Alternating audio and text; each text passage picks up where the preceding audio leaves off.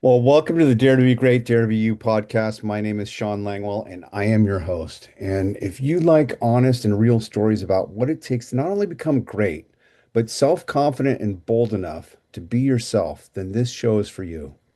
Each of my guests started out as ordinary people just like you and me, but have accomplished extraordinary things in their lives to be considered great masters or experts at what they have been called to do. Join me each episode for inspiring, encouraging, and meaningful conversations with diverse people from all walks of life and industry. Leaders and brave individuals who offer unique insights into the fields of arts, entertainment, business, finance, technology, healthcare, sports, psychology, recovery, self improvement, personal growth, and so much more. Whether you are in the same field as my guests or not, I guarantee you will walk away from each episode feeling better about yourself and inspired to take the next bold step toward your own goals and aspirations. Your life will improve if you dare to be great and dare to be you. And I have a very special guest with me today. She's an author by the name of Lauren Scott, who's written a book called King Copper that is just, I've got to pick it up and I want an autographed copy. It's a book of poetry, but it's about love. And we're going to get into that a little bit here of that process and journey. And let me just tell you a little bit about Lauren. And before this episode, I just found out that Lauren has a recent Pushcart Prize nominee. And for those who don't know, it's a big deal. Go Google it and look it up. It's an incredible honor just to be nominated. She's an author and a poet. Lauren Scott enjoys small town living in the Bay Area with her husband Matt of 37 years. Congratulations. Wow. Their adult son and daughter live out of state, and with frequent visits and technology, the family of four remains close. Lauren has published four poetry collections, a memoir, and her first children's book. Her latest poetry collection is a tribute to her family's Chocolate Labrador, who crossed over the Rainbow Bridge in spring of 2025. Lauren, as I mentioned, is a recent Pushcart Prize nominee and has been a guest on several podcasts. Her writing is featured on Spillwords Press, where she was voted Author of the Month and garnered Publication of the Month awards. She is a contributing author in several anthologies, and her work is shared bimonthly on Gobblers and Masticadores. Is that how you pronounce that? Yes. Masticadores. Chewers. Masticadores. There's a tongue Yes. twister, no pun intended. Her muse discovers inspiration from her family, spending time outdoors, reveling in simple things, and marveling at the mysteries of life. Welcome, Lauren. Thank you. Thank you for having me, Sean. Oh, I'm so thrilled that we're here, and thanks for your flexibility. Life gets lifey, as some people say, and we have to juggle our schedules, but we're here. It's before the holidays. Your book out of the gate. Do you happen to have a copy handy so you can just show it up? Because this will be on video as well on I YouTube. do. Um, but it is available at Copperfields in Santa Fe, and I'm not sure, is it at all? Oh, hold it back just a little bit towards your head. That's okay. I'll put it in the show notes and make sure that we've got a clear copy. Yeah, Uh, that's kind of hard to. it's a chocolate lab on the front with just that fun Labrador, gotta love the Labrador face. And the book is, well, I'm not going to steal any thunder. We're going to talk a little bit about the journey of what inspired you to write this book, but also just talk about your writing journey as a whole, because you're relatively new to writing, right? I mean, as far Well, as I've actually published been author. writing poetry since my teen years, so Okay. just a few decades back. Um, but more seriously, probably last decade. Okay. So let's just start. Let's start with what's out there right now because this book, my as I mentioned to you, my stepfather has always owned labs, and I have always loved labs. My best friend had a dark lab that was named Tar, and that was our buddy, all growing up as a kid. So I know that the heart of Labrador owners is near and dear, and just talk about the inspiration that led to this book first and kind of your journey through it because there's some emotional heartstrings here. Mhm. Well, to begin with, this book was unplanned. In the beginning, I started working on my second children's book.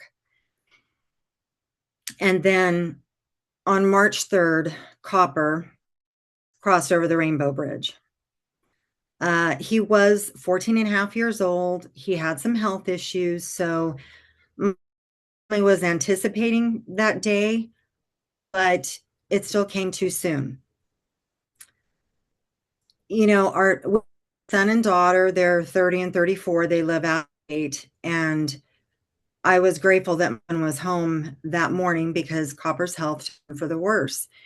And it was actually that we were going to have to make that heartbreaking decision, which we've never had to do. We've had many dogs. They've all passed on their arms, and it doesn't make it Mhm. any easier.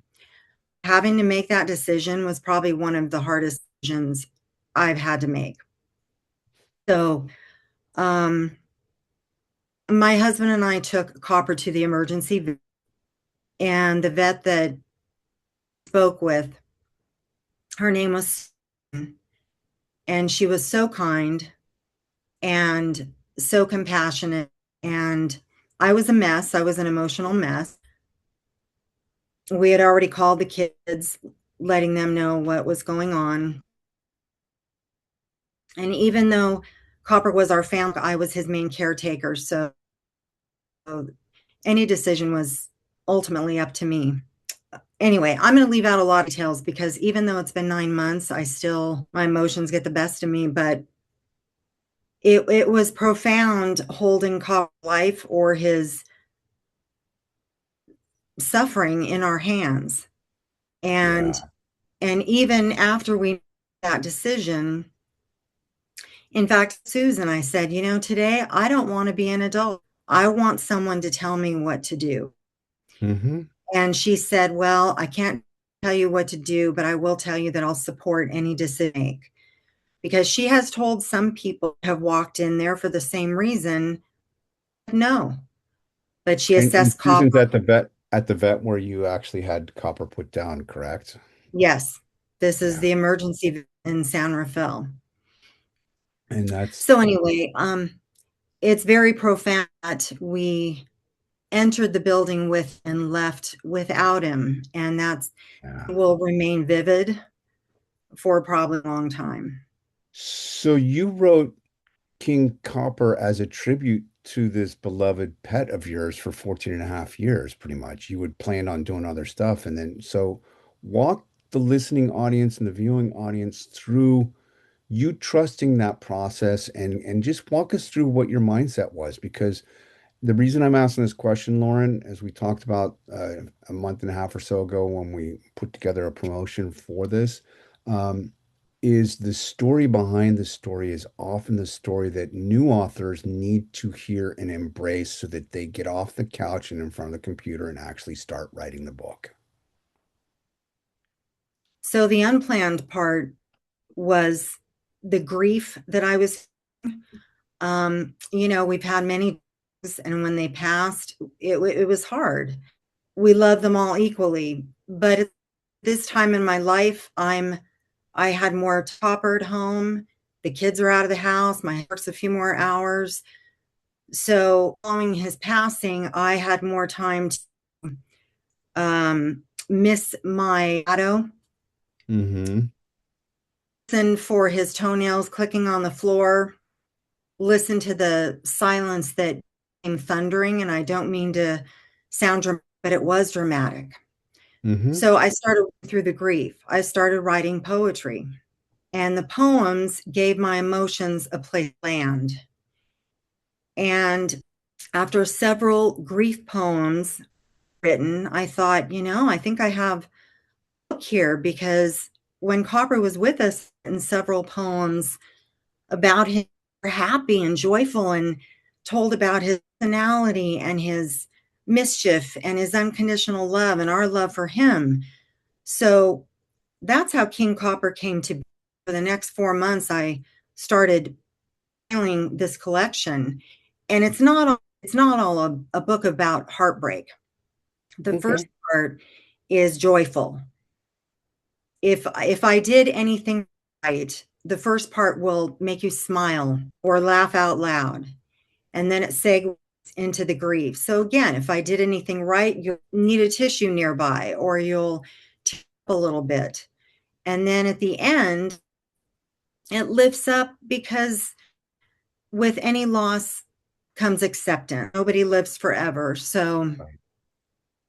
we eventually have to accept the loss, even though grief is still there. So we're from a frame perspective, and we'll tie this in because you and I already had this conversation, but Mhm. from the five, some call it six stages of grief, from the anger part to the acceptance, is that kind of a narrative arc that you literally wrote through in putting this book together? Because I know it's going to still come up, but was that kind of a frame for what you chose to do with the poetry and the narrative that ties all this together in the book? I would say some of the stages, maybe not all. I Okay, mean, honestly, Sean, I didn't feel bitter because he was 14 and a half. sure. He had lived a good long life for a big dog, let alone a lab. But maybe some of the other stages, yes. Okay. And I mention that because for the new and novice author out there, in particular, memoirists, poetry is a great way to have the catharsis that you've shared about Mhm. of processing those feelings and emotions. And it's a safe place, whether it's published or not. Mhm. Um, but oftentimes, when I've been in deep, dark demises coming from a recovery background, I often turn to poetry. That was a way for me to process feelings and kind of put language to what was going on that I didn't totally understand. So Right. let's dive a little bit deeper into that, not just from the heartache part, but even from the joy, because sometimes you mentioned you open with the joy in the book, remembering the joyful moments because the inevitability of life is that we all are going to die, including our pets. That's just the Mhm. given. Right. But what we share is this common threads of joy in those experiences. So talk a little bit about that. Well, and the memories are what keep us going also. Oh my gosh, there was time, we adopted Copper. We adopted all of our dogs that we've had. And was 18 months old, and he had a little bit of separation anxiety, and we had to all get to know each other. But one time that we came home, he had dragged our barbecue out onto the lawn. And so we were like a maze. I mean, 80 pounds of muscle, 80 pounds of mischief, 80 pounds of love, but for him to do that, we were all a little surprised. So that was inspiration for my fun poems. Another poem is, I walked him. I power walked, and I walked him, and I could hear his nails clicking on the asphalt. So that title of that poem is Castanets, because it reminded Mm, me of hearing two sets of castanets. wow. I'm going to Um, pause right there just for a sec because for people who haven't really delved into that rich, concrete detail from language is what makes good writing so powerful. You're talking a very clear, specific, tactile sound that people know and relating it to castanets, which if anybody's ever heard of castanet, they know exactly what that is. So I don't want to let just gloss over. Go ahead and continue. Here's a verse out of one of the poems in the beginning. It's called Copper Boy. A social butterfly sporting a Labrador costume, that's what he is, freely passing out his affection, assuming everyone loves his slobbery kisses.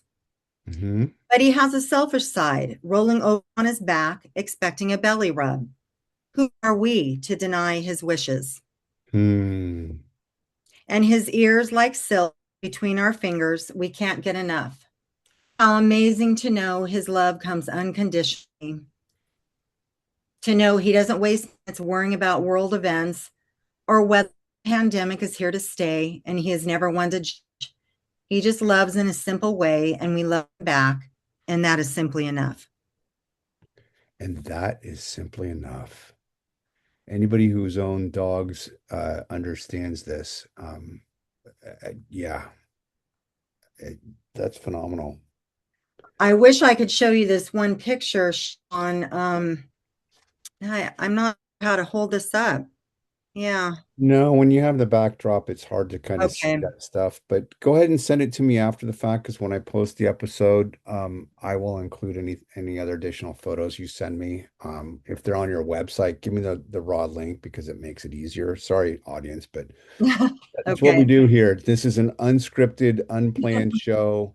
We have a few questions, but that's where we go. And you know what?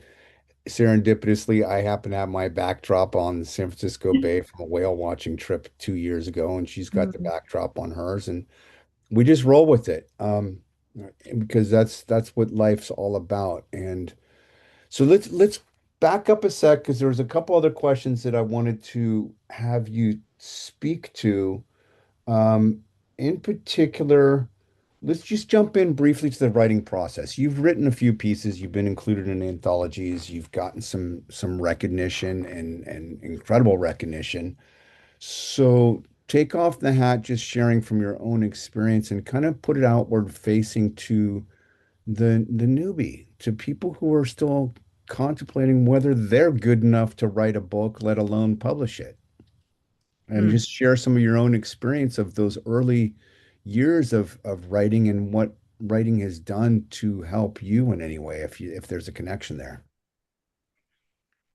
Well, I think first of all, everyone has self-doubt.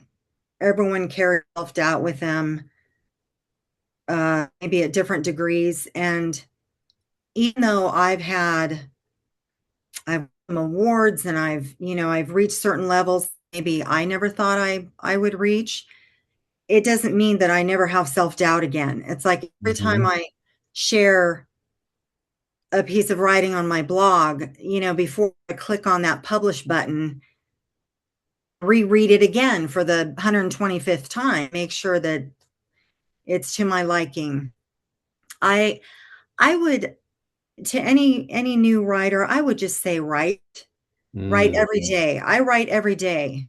I have journals, I write on my laptop. I would say I sometimes a thought will come in the middle of the night when I really should be sleeping.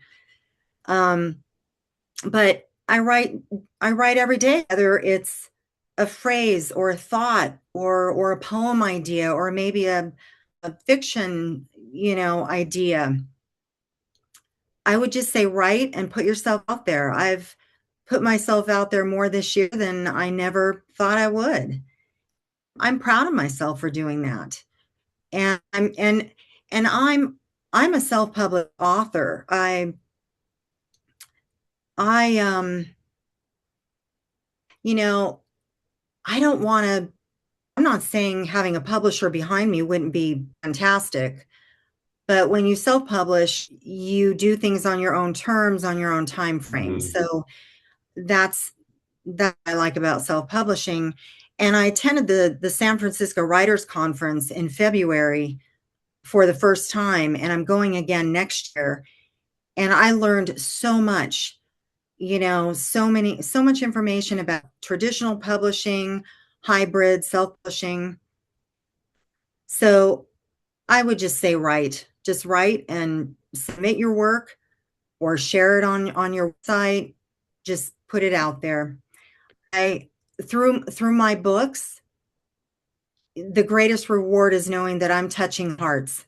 Mm. People are resonating with what I'm writing about, whether it's well, for example, Sean, my prior collection of poetry that came out in 2023 is called Ever So Gently, and it's broken up to three different sections, uh, concisely love, nature, and life, but on a very broad spectrum. So, you know, just knowing that people resonate with whether I write about my relationship with my husband or my love for my pets or or how the redwoods make me feel when we visit the redwoods. These are all these are all the rewards. Well, and let's talk about two things there. One, what does that reward look like to you? Is it feedback on it's beyond, I'm assuming it's beyond likes, but is it comments on some of the blogs? What does that look like tangibly? And then I have another question after we answer that one. So I've been blogging for about 14 years, but more actively for maybe 12 or 13. And my purpose for blogging is to interact with other readers. I'm not concerned about the number of likes or the number of followers, because a lot of people will follow you Mhm. and like 25 of my posts, and and hope that I'll follow them back. That's just not what I'm blogging for. I do it to share my writing, so I receive feedback from other authors. And as far as my books are concerned, I've people buy a book and they share their review on Amazon and Yeah, Goodreads, and then you can really get deeper into what my book meant to them. right. And it's you're not doing it for those accolades because it's clear you're a very humble woman and you're not doing it for that external reward. You're doing it from a place of, like you already said, you're doing it because you love sharing it and that becomes a direct and or indirect benefit of knowing that what you're doing is actually impacting or touching people's lives. And as authors, it's a lonely job. And being an author myself, that's something that is rich and moving into coaching and working with clients in all different capacities to know that there's some benefit of what we're bringing into the world. Mhm. The other thing that you mentioned, and I don't know if there's a question or a statement, but really what you're talking about here is giving people permission, encouraging people, since we're outward facing now, giving yourself permission. The words permission to be vulnerable enough to share some stuff out into the world, innermost, however deep or not deep you want to go, but Mhm. to be brave and bold enough. This show's called Dare to Be Great for your reason, I know. Dare to be you, to share that, because until you do that and you cross over not the rainbow bridge, but you cross over that threshold of fear and anxiety and doubt, Mhm. it isn't until you actually have the courage to walk through that that you're able to receive the rewards and the accolades and the what I'm doing matters. And that's kind of the heart of it for me, as an author. I don't give a rip. Yeah, I want to sell as many books as possible, but I'm doing it Mhm. because I want to impact people's lives. Exactly. Sometimes it's just one life or somebody randomly coming up to us and say, you know what, your book, now I'm going to get emotional because it brings back, this is the beauty of the pets. We got emotional without even knowing you when we had our initial call because pets are people's family. Mhm. And when you invest this time and energy and money and love, and it's a relationship. And when that relationship ends, there's pain there. So, in that context, what you're talking about is really building a relationship. And that's an incredibly vulnerable thing to do with complete strangers. Right. So let's walk through that because you're relatively new at this, just like me, but talk a little bit more about that from your own experience, but also encouraging other people to dare to be great and dare to be themselves and write every day and start sharing it. Dare to be brave. My first children's book was a poem that I wrote 2 years ago, and I tweaked it a little bit, shared it on my blog, and a few people said, Lauren, a really cute children's book. Fast forward, my nephew, Mendez, is an artist in Southern California. I called Chris up and said, hey, Chris, I want to put this poem into a book. Will you illustrate it for me? Hmm. So long short, that's my first children's book, Cora's Quest. And it's about a young fawn, which is not an original animal. We all know Bambi, but it Sure. just worked. It just worked poem. And it's all about Cora finding her courage. Her what? So Cut off a little bit. Her what? courage, Okay. her courage. So when I think about times when I'm a little nervous, I think, okay, what would Cora do? Cora found her courage. Spoiler alert, but I've had a lot of great feedback on the book. So it's like that old adage, if you don't take risk, you'll never know. Yeah. And yeah, it's about being bold. It's about being yourself and being vulnerable.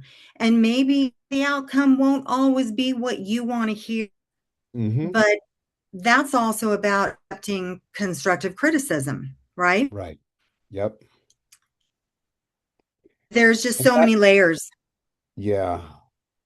And that begs into the third question that we were going to touch on too, and let's just go into it briefly is the edit process. When I first wrote, I'm coming up on the 10-year anniversary of my very first book, a uh, deep dive memoir called Beyond Recovery, and I'm grappling with it because I'm going to do a 10-year anniversary issue, but I don't want to rewrite the book, but I also have lived a whole lot in the last 10 years as an author in all areas of my life. And it's like, I don't want to overcomplicate this. But in the Mhm. beginning, I had what Anne Lamott lovingly says a shitty first draft. It wasn't even a shitty first draft. I gave it to my wife, who does my editing, a lot of the editing and formatting for me. And she's like, she didn't steal my dream, but she's like, this is not ready yet. And I'm like, Mhm. mm-mm. And so that process of being vulnerable enough to have other people give constructive criticism for our work is one of the things. It's that fear of rejection that I deal with on a daily basis in my sales job. It's that fear of rejection and the uncertainty of a specific outcome that we want that keeps us on the boat spinning in circles since I'm looking at the river at the San Francisco Bay here. And you're not ever going to get out into the open water if you do that. You're going to sit and go in circles and circles and Mhm. circles until you run out of fuel. And then who knows what happens from there. Long way of saying, talk about the editing process and what that was like in the beginning. I think the editing process in this book was the challenging part. It's hard anyway. Um, it was challenging for this book because rereading a lot of the poems just tugged at my heart. And a few of the poems I wrote from Cora's perspective. And it's been 9 months, and I read those poems, they still get the best of me. So, It cut off, Lawrence. You wrote them from Cooper's perspective, Copper's perspective? from Copper's perspective, I can read one to you. I don't, No, if I please can. do because there's a book that's called The Art of Racing in the Rain, which is one of them. Oh, Just I've read it. phenomenal book, and I want go ahead and read it because this is going to be a benefit to me and to anybody else who listens to this podcast. Okay, let's hope I can get through this. It's called By Your Side. You dry your tears, how sad you seem. Please know that I am here, also feeling free. No more crying in the night or whining in the day, causing you fright from being in pain. I never went away. I'm sitting beside. Your sky won't stay gray. It will turn blue and bright. By your side, I never went away. My love for you runs far and wide. I'll never go astray. Hmm. Yeah. How deep is that? Dog lovers, I'm going to do a shameless plug here, but if you are a dog lover, you need to get this book. I have not read it yet, but I don't need to because Lauren just gave us a snippet of what's in there, and it's also earned a Pushcart Prize nominee. It's the holidays. If you know anybody who's a dog lover, head down to Copperfields and look up King Copper and get the darn book. The end. Okay. No, I mean seriously, this is you're doing it live right here, and that's the thing that I love about the show. We just don't know where it's going to go. And but what was it like? I mean, did you hired an editor, right? Or was it all self-edited? My son helped me edit it. Okay. Also, I self-published on Ingram's, And Michael is the techie in the family, so he helped me with the formatting thing. He's Okay. kind of been my assistant for the last few books.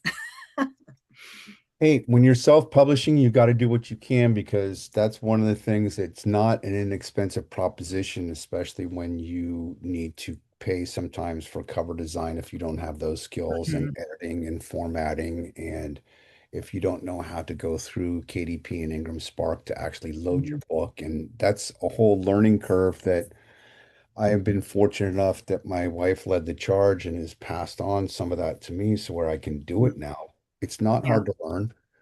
But the editing part, going back to that, that's what it's like, oh my God, I'm gonna equate this isn't good enough with I'm not good enough. And that's not true.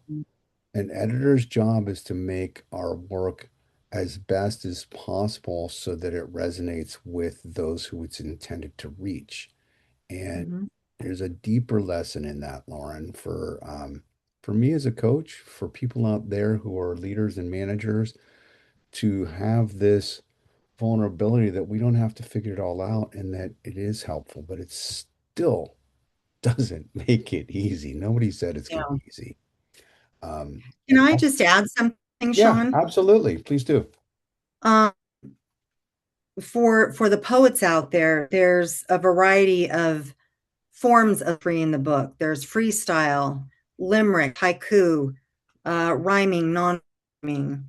And what makes this book different from my other poetry collections is I added color family photos.